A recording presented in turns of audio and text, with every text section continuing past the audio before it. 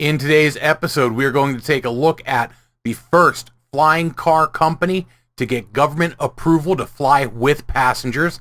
Then we'll take a look at some AR glasses that uses lasers to beam information directly into your eyes. We'll then take a look at a German artist who's painting Google Maps red, and we're going to finish up with a critter that's lazier than you or I. I'm Zach.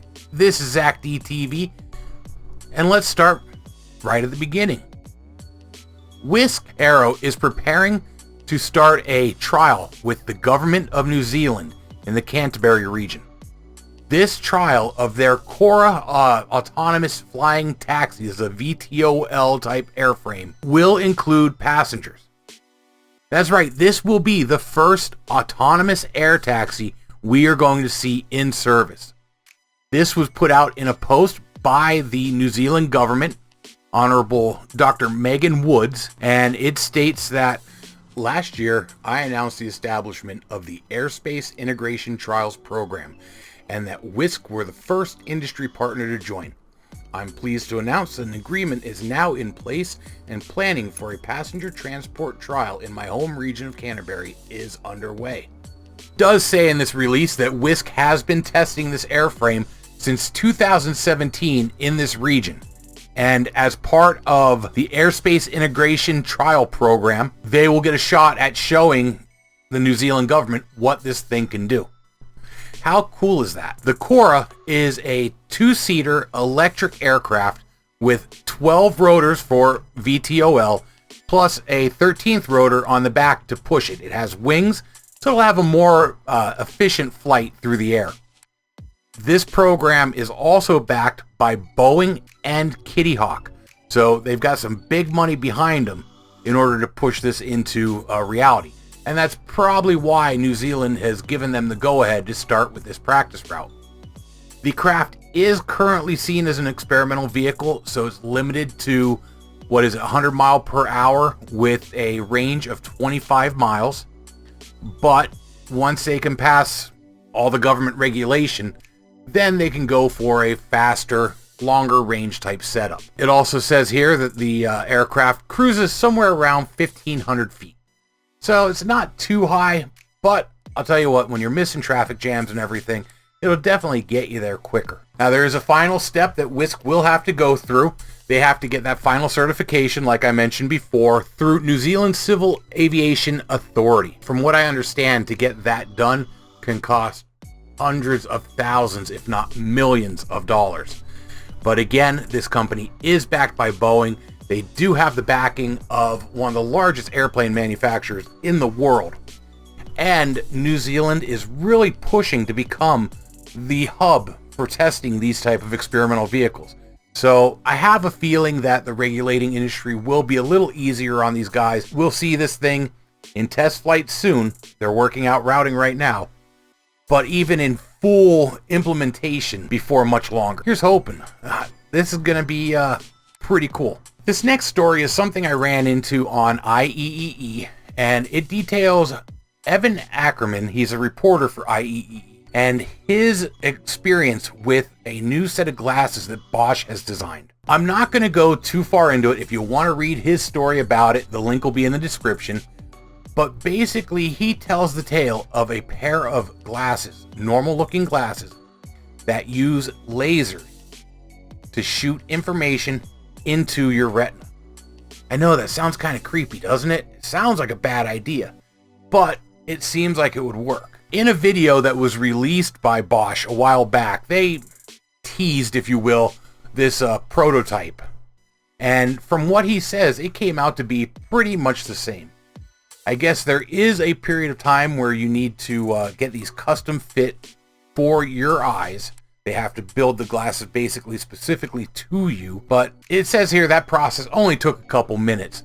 And it's because the way these lasers work, they have to be aligned directly with your pupil to shoot directly into your retina. And if they don't, then you're not going to see the image. He does state in here that you see a bright, sharp, colorful image hanging right out in front of you. Now that sounds exactly like what you need from AR glasses. Granted, this isn't going to do all sorts of crazy augmented reality stuff, but from a photo he took with his smartphone of the actual display these glasses present, it's pretty impressive. I mean, it'll give you directions, maybe you could get text on it, things like that. I see where this could be a great help in day-to-day life. This is a photo of what they believe the final product is going to look like, and to me that just looks like a pair of glasses. If they could really help us, I hope they implement something like this.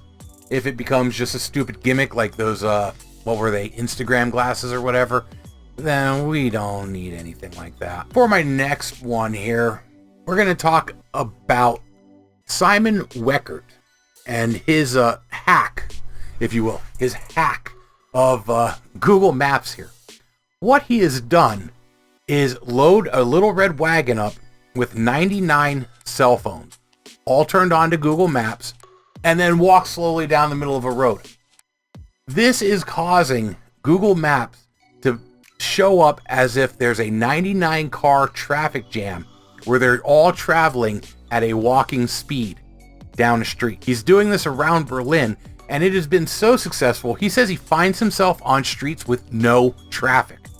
That's right, the traffic jam looks so bad on Google Maps that the driving, the GPS program, I would imagine even radio stations, stuff like that, are suggesting to go around his traffic jam. How nuts is that? I mean, I can understand why it works, but can you imagine? We are literally seeing how our reliance on technology is allowing one man to reroute traffic for commuters in a major city. I mean, come on, how crazy is that? Could you imagine a situation where you get enough people out with enough of these phones, they could actually direct traffic to where they want it to go, or away from where they don't want it to be? Huh. And all it takes is a little red wagon full of cell phones. Ain't technology great? Well, let's get away from the hustle bustle of traffic jams and information technology here and move into the laziest critter I have ever heard of. A team of researchers doing an 8-year study on the olm, which is a type of cave-dwelling salamander. They are cave-dwelling salamanders that have lived in caves for so long. They've lost eyes, they are white, they have no pigment in their skin, and they are completely designed to hang out in pools of water in caves.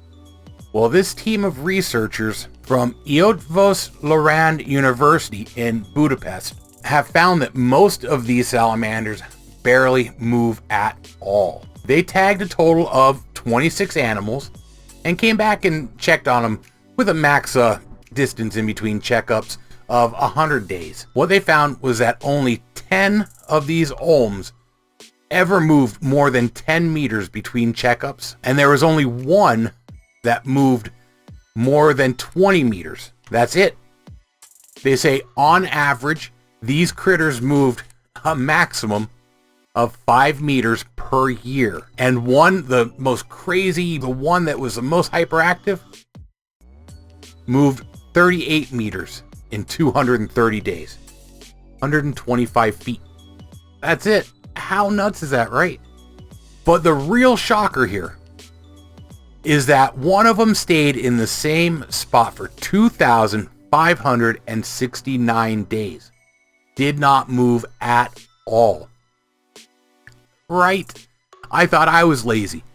But the reason is clear. These are carnivores. When you only eat animals that come near you, you have to conserve energy. I would have to say that playing dead for 7 years is a hell of a way to conserve energy. And on top of that, take into consideration, they only breed every 12 and a half, 13 years. So there is no reason for these guys to move. And as you can see, they take lounging around to its fullest. On that note, I'm going to take off and go find something to do. If you enjoyed this video, make sure to hit that like button. Share it with your friends. If you're new here, make sure to subscribe. I try to get my videos out every Monday, Wednesday, and Friday. Sometimes I make it, sometimes I don't. And I guess with all that being said, just until next time, have fun and be safe.